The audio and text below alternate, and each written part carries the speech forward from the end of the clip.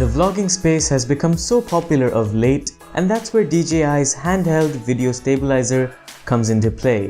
The Osmo Mobile is a very neat device, and I've got my hands on it thanks to the folks over at Advanced Media.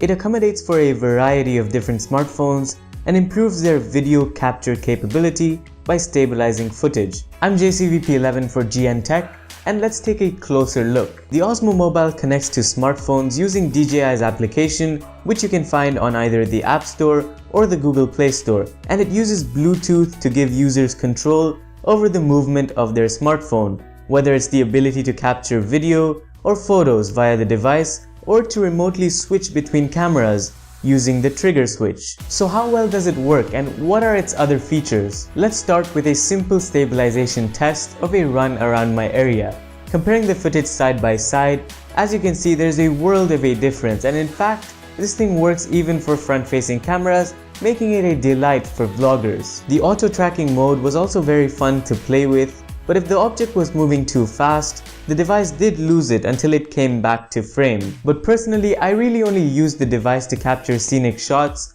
or when I was vlogging. There's a regular time-lapse mode as well as a motion time-lapse mode supported by the device, and both of these really work well, and you can capture some good time lapses, but it does take a lot of patience, especially because the app is only programmed to capture 1 second of a time-lapse video for every 30 seconds of footage captured, and to keep the thing stable for that long requires a lot of concentration. But to help with that, DJI provides a whole host of other accessories, and I've had my hands on a couple, so I'm gonna go over how I found them useful. First off is the extension rod and the tripod.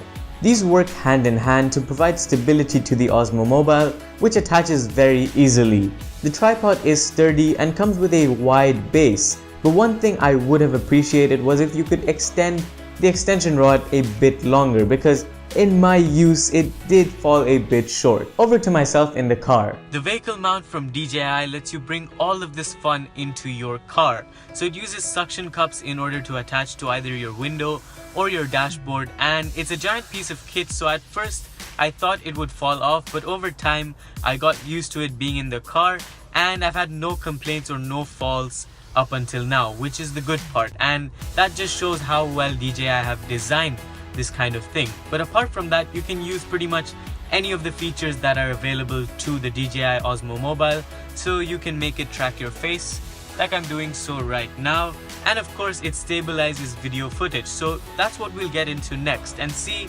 if it has an actual impact on the video footage. So let's jump into that. Again, a huge difference is seen between using the Osmo alongside its car mount as opposed to with just a regular mount.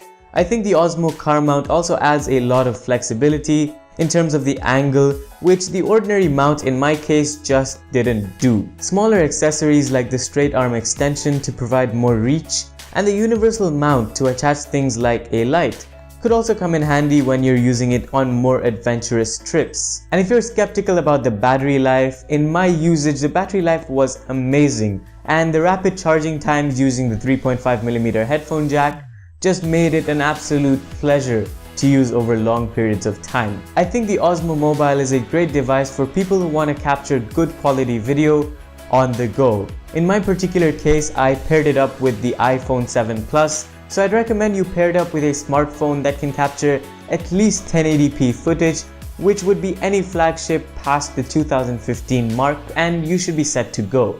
For more information about the DJI Osmo Mobile, make sure you head down in the link below and check out the article that I wrote as well, and make sure you subscribe for more videos in the future. I'll see you in the next one.